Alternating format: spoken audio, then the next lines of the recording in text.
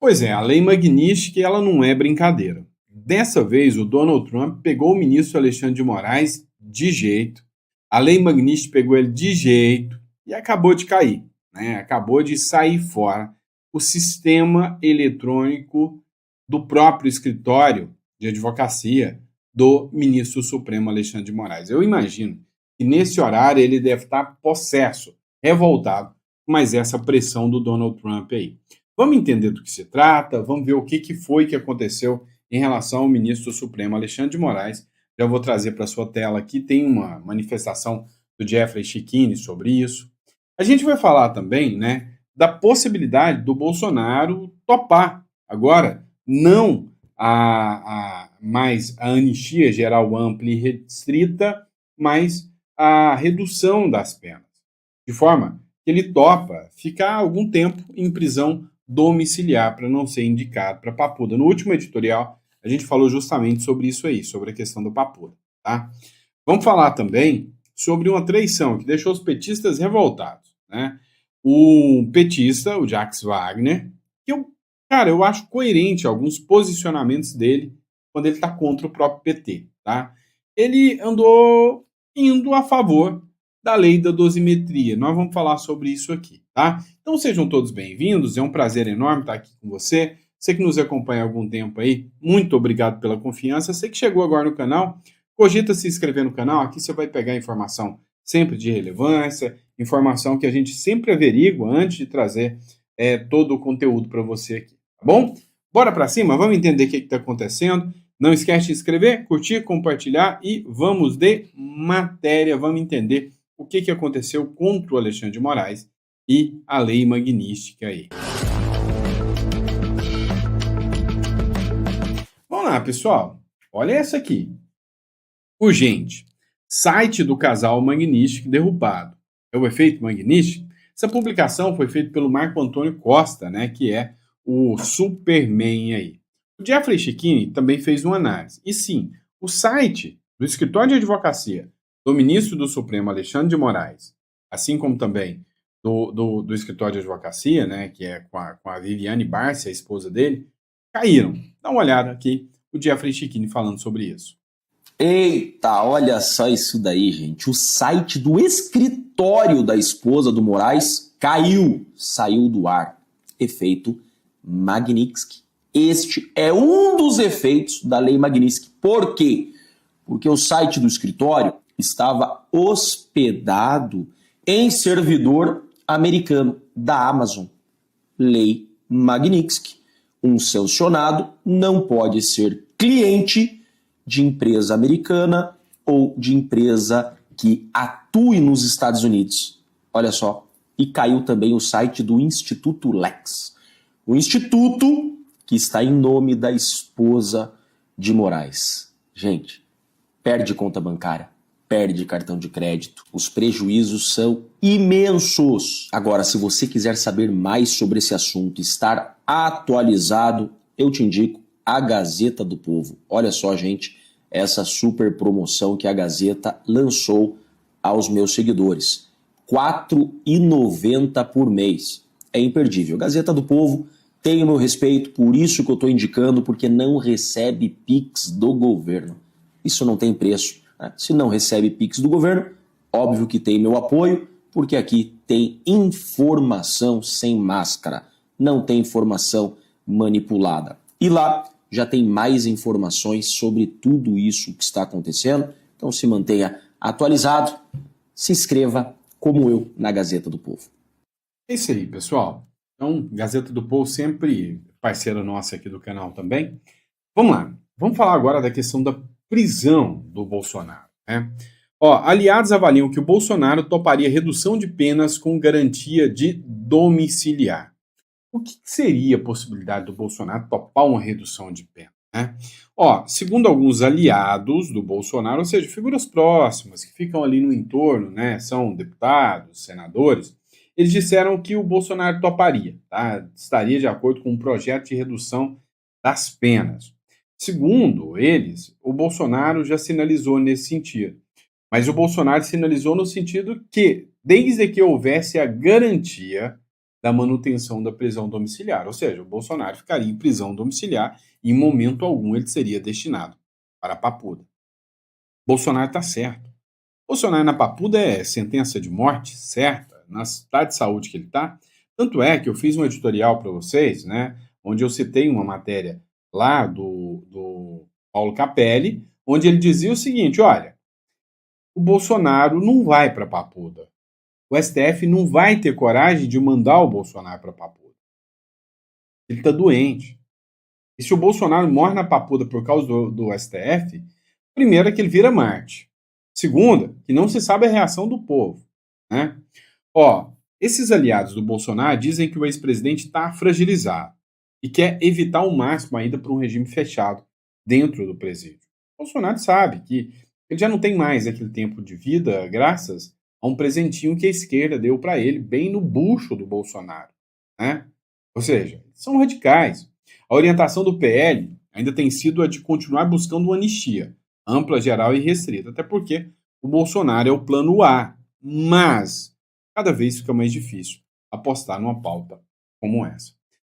Tem um rapaz lá do Editorial Central, o Samuel Fernandes, né? Ele é analista de negócio, ele fez uma análise muito interessante. Então, para quem não conhece, eu recomendo aqui, ó.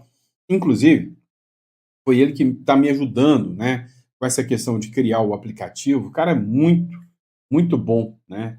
E aí, para quem puder acompanhar, estou colocando um trecho aqui do vídeo dele aqui, lá no canal Editorial Central. Acompanha. Pessoal, todo mundo sabe que o maior sonho da esquerda é colocar Bolsonaro na mesma prateleira do Lula, ter aquele status ali de condenado. E a gente entende que se o sistema pudesse fazer tudo que tinha vontade com Bolsonaro, talvez aí ele já tinha pegado uma forca, ele já tinha ido pro paredão, mas está pegando tão mal essa perseguição que agora os próprios ministros do STF estão revendo aí o quadro de saúde dele. Porque quem não lembra, semana passada ele foi diagnosticado com câncer de pele, pessoal. Ele, depois daquela facada, o sistema gástrico dele nunca mais foi o mesmo. E sempre aí ele precisa de um socorro com urgência para ir para um hospital. E eles queriam ter aquela fotinha do Bolsonaro atrás das grades. Mas isso aí parece que está ficando cada vez mais impossível para o sistema. Olha só essa notícia aqui que saiu no canal Metrópolis. Saúde de Bolsonaro vira assunto no STF e torna Papuda improvável. Pessoal, vamos entender melhor essa situação aqui. Olha só, a saúde de Bolsonaro virou um assunto entre os ministros do STF. A preocupação maior não é com o recém-descoberto câncer de pele, mas com o quadro na região abdominal considerado delicado por médicos especialistas que atendem, inclusive, servidores da corte. Então surgiu essa conversa aí nos bastidores e eles sabem que o Bolsonaro não está enfrentando aí uma barra muito complicada na vida dele com o sistema de saúde. A gente ouviu falar aí que é soluços, a gente está vendo que o Bolsonaro não está bem aí há muito tempo. E a questão psicológica também, ela afeta muito, porque a gente sabe, o sistema queria Bolsonaro atrás das grades. Mas imagina só a comoção que ia dar no país se acontecesse uma situação. Coloca o Bolsonaro na cela, dentro da Papuda, igual ele sempre quis, e Bolsonaro venha a falecer. O que ia acontecer? A comoção nacional, o que ia gerar de repercussão negativa aqui para esse país? Agora parece que eles estão com medo de toda essa situação, porque aconteceu com o famoso aí Clezão, que era aquele apoiador que da Bahia, que foi preso e foi morto dentro da cela ali, precisando de um auxílio médico de urgente e não foi capaz de atender ele. Aí a gente entende aí, por isso que o Supremo aí tá pisando mais baixo agora com toda essa situação. Pessoal, voltando aqui. Inicialmente o Supremo pretendia enviar Bolsonaro para uma cela especial no presídio da Papuda, de modo a demonstrar que não haveria privilégio ao ex-presidente condenado a 27 anos de prisão por golpe de Estado e outros 4 crimes. Aí eu quero que você coloque na ponta da caneta aí. Será que realmente Bolsonaro fez esses crimes aqui? Será que existiu esse crime?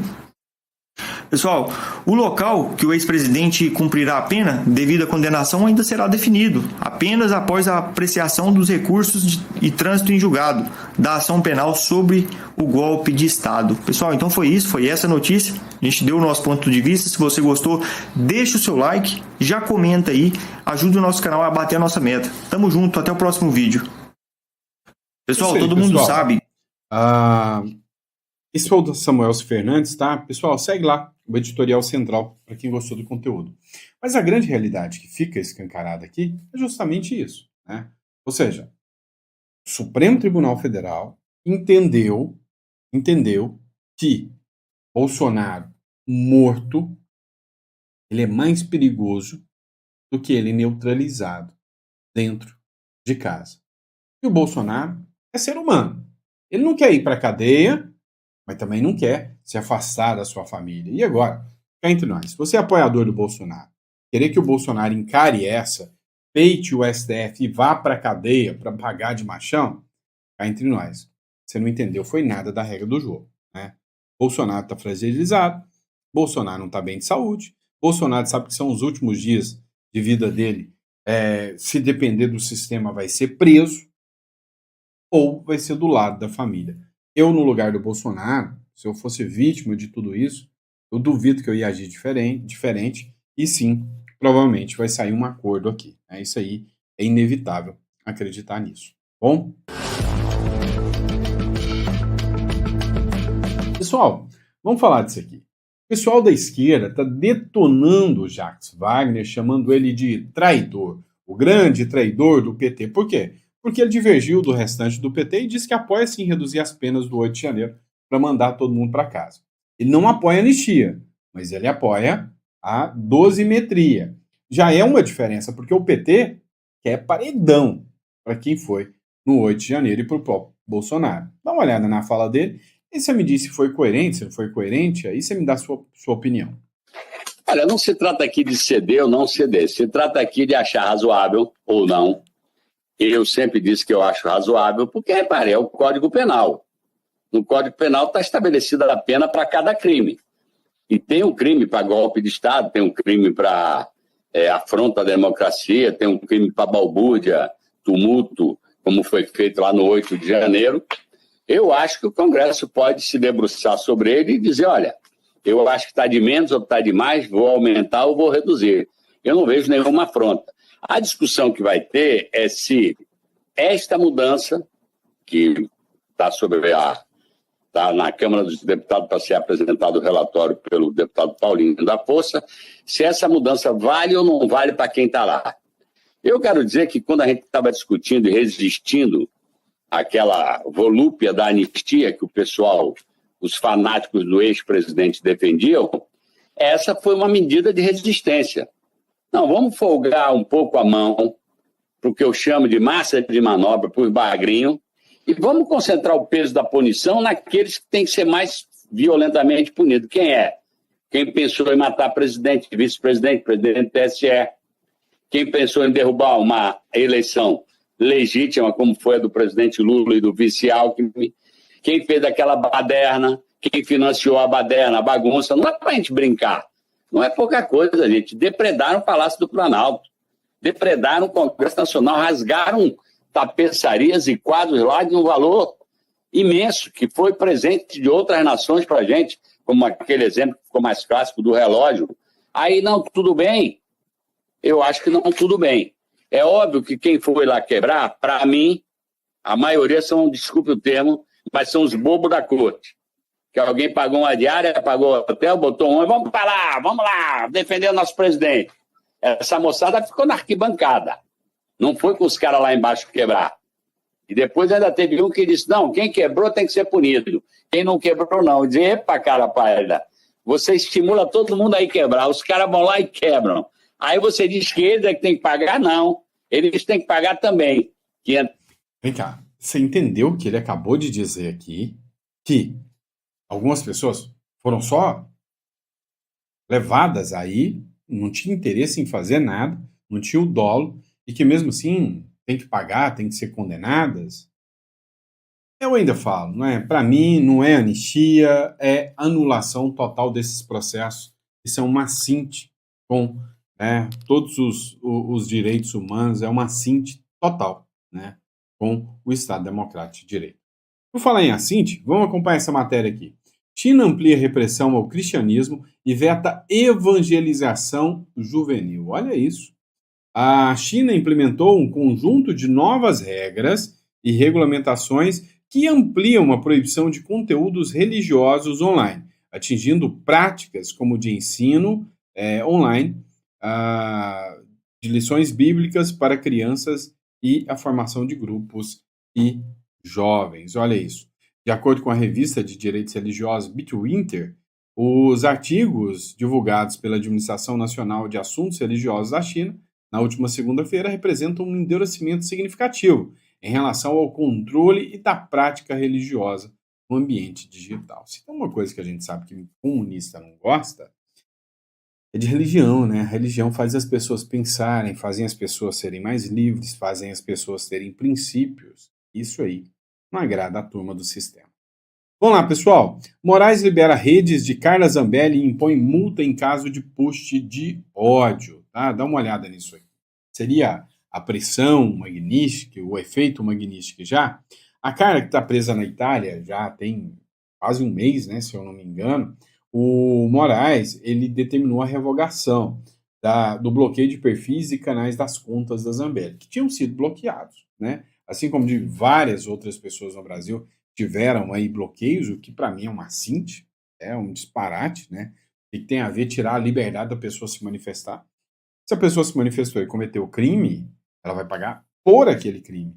A pessoa, né, jamais pode ser considerada um ser, né, proibido dos seus direitos e garantias fundamentais, pelo amor de Deus, né? Então, a pessoa não pode ser retirada dos seus direitos e garantias fundamentais. Então, tá bom. Usar redes sociais é um direito que todo mundo tem? Sim. A pessoa cometeu um crime na rede social, ela tem que responder por aquele crime, mas o direito dela de usar não pode ser. E se ela usa aquilo para o trabalho dela? Então é um absurdo. Segundo Moraes, no atual momento processual, não há necessidade de manutenção dos bloqueios determinados nas redes sociais, devendo somente ser excluídas postagens ilícitas que deram causa à decisão judicial. Inclusive, teve a condenação aqui. Na condenação, o Alexandre de Moraes falou que discursos de ódio não podem continuar. E aí, uma multa, né, que ele implementou ali de R$20 mil por cada post de ódio que a Carla Zambelli fizer. Publicação do Sóstenes Cavalcante em relação à CPI do INSS.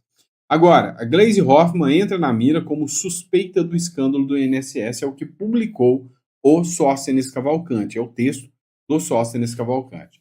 O Rogério Marinho, ele deu uma fala aqui contundente em relação a desde quando esses descontos vêm acontecendo. Dá uma olhada. Polícia Federal conclui inquérito que investiga Gleisi e Paulo Bernardo e envia relatório ao Supremo Tribunal Federal. Olha que surpresa, quem são esses personagens? Procurador-geral. Não foi Lula, não. Lula estava dormindo em berço esplêndido. E só para lembrar aos desavisados, que não sabem que existia fraude do INSS, 1991, mas vamos para cá, 2009 e 2010. Descontos irregulares aumentam. Descontos irregulares, senhores. Olha que surpresa. Quem era o presidente naquela época? Descontos irregulares, o volume de desconto agora começa a aumentar, segundo o Baus. Eles começam a ser mais recorrentes, mas ainda tem algo muito localizado no varejo. Começa, sabe quando? 2009, 2010. Aí vem contribuição compulsória. Aposentados são descontados sem saber se sindicatos faturam milhões. Olha que surpresa. Sabe quando é que foi isso, gente? Foi em 2010. E o ministro Carlos Gabas, na época, sede da Confederação Brasileira dos Aposentados, na última quarta-feira, ficou decidido que o interessado que está sendo lesado, roubado, precisa ir ao sindicato ou associação e pedir o cancelamento. 2010. Quem era o presidente na época? Não sei. As pessoas vão entender o que eu estou falando. Idosa descobriu que teve desconto devido do INSS por 30 anos após escândalo de fraude. Acabei de dizer que faz desde 1994. Contribuição compulsória. Aposentados são descontados sem saber se sindicatos faturam milhões. 2010 também. Polícia Federal conclui inquérito que investiga Gleisi e Paulo Bernardo e envia relatório ao Supremo Tribunal Federal. Olha que surpresa, quem são esses personagens? 15 de março de 2018. E qual é o inquérito aqui? Consignados. Qual é o objeto dessa comissão, me parece, né? As pessoas talvez tenham se esquecido. E agora, esse partido que fica aqui dizendo que quer combater a fraude e tal, quer ajudar o trabalhador, é o mesmo que votou contra, há pouco tempo, na medida provisória que determina a retirada dos consignados. Né? É a mesma. E a esquerda ajudou a manter desconto que levaram à fraude do INSS, está aqui 2019, mostrando que foi combatida a MP, que nós apresentamos a 871. Nós estamos vendo aqui uma profusão de notícias. Vou até parar por aqui, porque para não constranger muito os nossos amigos. Mas vamos aqui. Pois é, né? Ou seja, é um caso que já vinha acontecendo há muito tempo e vem ganhando novas repercussões. Por exemplo, esse advogado aqui, o Nelson Williams, ele é muito conhecido até pela ostentação. Muita gente apelida ele de advogado ostentação, né? Ele tem um carro que só o carro dele é avaliado em 11 milhões e meio, né, de reais. A CPMI do INSS pediu a prisão preventiva e a quebra do sigilo de Nelson Williams. O advogado Nelson Williams, um dos alvos da operação da PF em apuração aos desvios irregulares de aposentados e pensionistas do INSS, teve pedido de prisão preventiva aprovado pela CPMI nesta quinta-feira. Além da penalidade, deputados e senadores que fazem parte do grupo de investigação também pediram pela quebra de sigilo do advogado em duas fases, entre janeiro de 2019 e dezembro de 2024 e setembro de 2020 e setembro de 2025. Né? O Nelson Williams, que é super conhecido no mundo jurídico, famosíssimo no mundo jurídico, né? Sempre apresentou uma reputação muito séria, né? Espero, né, que a verdade venha à tona, né? E aí, né, não estou aqui para julgar ninguém. Vamos lá. Reprovação da Câmara chega a 70% enquanto o STF ganha fôlego após condenar Bolsonaro. Você acredita nessa aqui? E a reputação do STF está melhorando, está ficando melhor a reputação do STF, enquanto a da Câmara está caindo porque condenou o Bolsonaro. A mais recente pesquisa Pulso Brasil, alguém já ouviu falar em Pulso Brasil? Eu não conheço, nunca vi.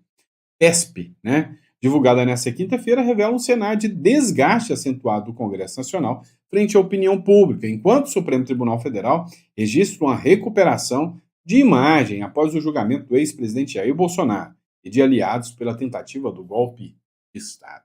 Meu amigo. Vamos lá. Essa matéria aqui, esta me assustou um pouquinho, tá? Me assustou um pouquinho. Matéria da Euronews, tá bom?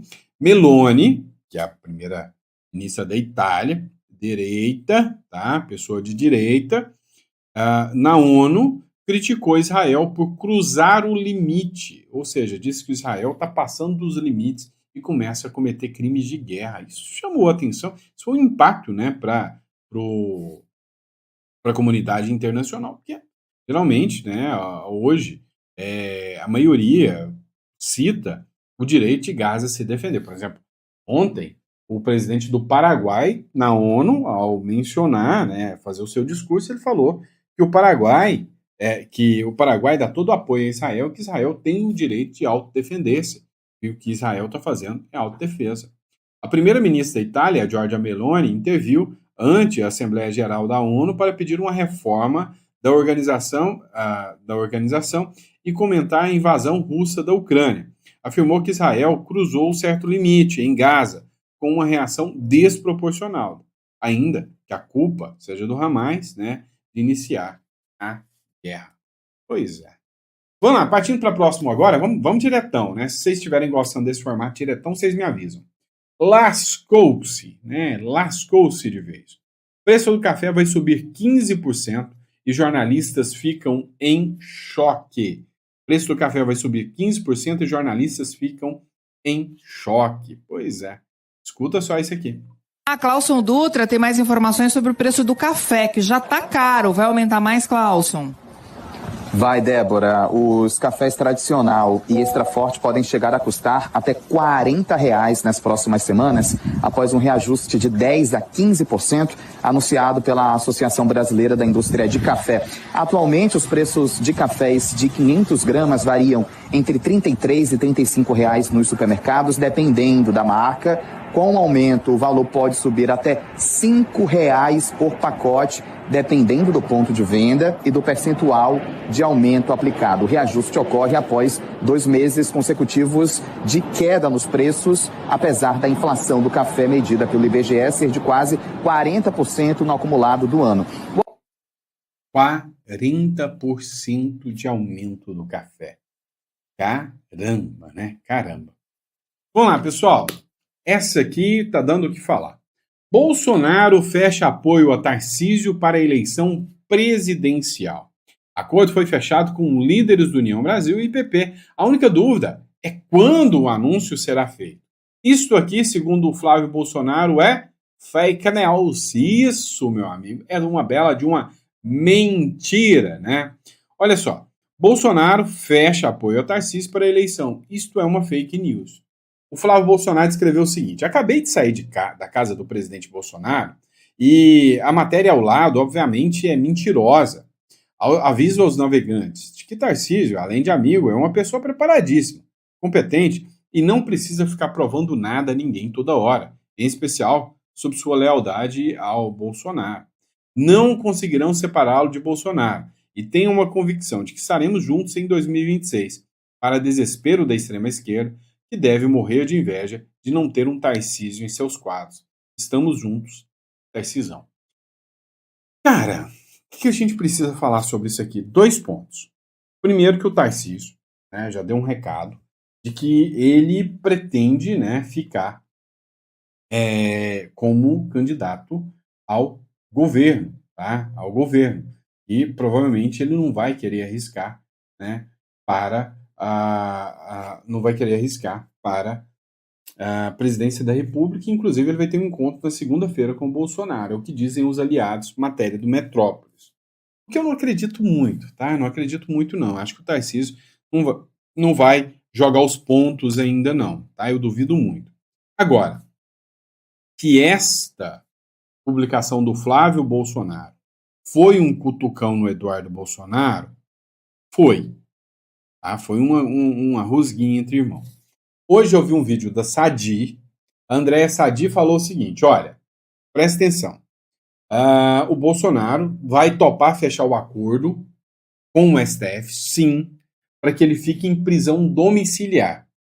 E aí, ele aceita a redução das penas, aceita a dosimetria e reduz as penas, separando assim cada crime, ele vai reduzir bastante, e que ele cumpra a prisão de forma domiciliar. Foi um vídeo da Sadi. E li uma matéria aqui para vocês também sobre isso. Com base nisso, há a possibilidade do Bolsonaro dar apoio ao Tarcísio de Freitas, que já declarou apoio ao Tarcísio de Freitas, né, segundo matérias. O Flávio Bolsonaro disse que é fake news aqui ainda. Mas isso, Tarcísio, a gente vai estar junto em 2026 para desespero da extrema esquerda. O Eduardo Bolsonaro falou que será candidato. Então, de certa forma, mostra que o Flávio Bolsonaro está tentando apagar ali o fogo da fala do Eduardo Bolsonaro e estão tentando convencer, tirar o Eduardo dessa ideia. Cara, tem o seguinte: se o Eduardo Bolsonaro mantém a sua candidatura, a esquerda pode segurar, e todo mundo sabe que o Eduardo Bolsonaro vai ficar inelegível, segurar até ano que vem, minando, de certa forma, o Tarcísio e tudo, para depois deixar o Eduardo Bolsonaro inelegível e deixar a direita sem uma opção, não fez campanha, não teve alinhamento com o Bolsonaro, rachou. Então, tem que pensar muito bem agora qual vai ser a estratégia. E, cara, cá entre nós, vendo a estratégia do jeito que tá, eu ainda acho que vai ser o Tarcísio, tá? Sem Tarcísio, o Geraldo Alckmin seria eleito governador de São Paulo. As eleições de 2026 estão se aproximando, aliados do presidente Lula já intensificam, né, a disputa para a candidatura do governo de São Paulo. E os potenciais candidatos seriam o Alckmin, o Márcio França ou o Fernando Haddad. Fernando Haddad, sem chance. Mas o Márcio França e o Geraldo Alckmin, eles pegariam tanto esses isentões, essa turma limpinha, quanto pegaria também, né, a turma da esquerda. E sim, é uma possibilidade. Dentro do PT há divisões sobre o nome ideal. Uma ala defende o Haddad, dentro do próprio PT, considerando praticamente definido por aliados de Lula no Estado, enquanto outra está apoiando o Geraldo Alckmin, atual vice-presidente da República. Sem Tarcísio na disputa pelo governo paulista, Alckmin lidera a pesquisa de intenção de voto, o que também poderia abrir espaço para que ele disputa a vaga de vice de Lula na corrida presidencial. Tá? Vamos estar acompanhando. Vocês viram essa aqui? Última matéria que a gente vai tratar hoje, Capitão do Mato. Mulher que ofendeu o deputado do PL é identificada, né? A esquerda é racista. A esquerda, ela é violenta. A esquerda é homofóbica, né? Mas eles fingem que não existe isso. Capitão do Mato, né? A mulher que chamou o deputado federal Hélio Lopes de Capitão do Mato durante a audiência da comissão que analisa a proposta do Fundo Nacional de Reparação Econômica e de Promoção da Igualdade Racial foi identificada. O parlamentar registrou o boletim de ocorrência na Polícia Legislativa do Distrito Federal. Tem que fazer isso. Tem que deixar de ser passivo, tem que mandar para a justiça, tem que processar, tem que usar o aparato judicial contra eles, porque eles usam o tempo inteiro contra o direito. Em menos de 24 horas, a corporação identificou a autora da ofensa. Trata-se de uma moradora de Salvador, na Bahia, que veio a Brasília para visitar a Câmara dos Deputados. O nome dela não foi divulgado. Tem que responder por injúria racial? Claro! É claro! A mulher chamou o deputado de Capitão do Mato, após o parlamentar se posicionar contra a proposta em discussão, que, segundo Hélio Lopes, quer acabar com o pardo, né, a figura do homem pardo. Vamos nessa matéria aqui, ó. Matéria do Elo Nacional. A chefa foi bom, hein? Chefe do registro eleitoral de Caguaçu foi detida no Brasil com mais de 200 quilos de marihuana, né? Devia estar indo para alguma festa da esquerda, só pode. A funcionária, advogada de profissão e assinalada como suposta operadora política do deputado Miguel de Porto, foi detida nessa segunda, dia 22 de setembro, no município de Condor, estado do Rio Grande do Sul. O procedimento foi encabeçado pelo Departamento de Repressão ao Crime Organizado, o DRACO, da Polícia de Santa Maria. Na operação se interceptaram 2 veículos, um Peugeot com matrícula argentina, que ocupava um fundo falso de 254 paquetes de droga, né, marihuana, equivalente a 202 quilos, e um Toyota Fielder com chapa paraguaia, com placa paraguaia, que cumpria funções de explorador, né? Ou seja, ele ia na frente para falar, ó, tem polícia na frente, ó, tem blitz, volta. Então ele ia na frente cumprindo a função de controlador, né, explorador. Beleza? É isso, pessoal. Espero que vocês tenham gostado do nosso editorial. Sempre um prazer e uma honra estar aqui com vocês. Pessoal, você que busca uma segunda residência, né, uma garantia para ter uma conta em dólares, fugir da jurisdição brasileira, na descrição ou no número aqui você vai falar com uma das nossas especialistas aí. Tá bom? Grande abraço, fica com Deus e até o próximo editorial.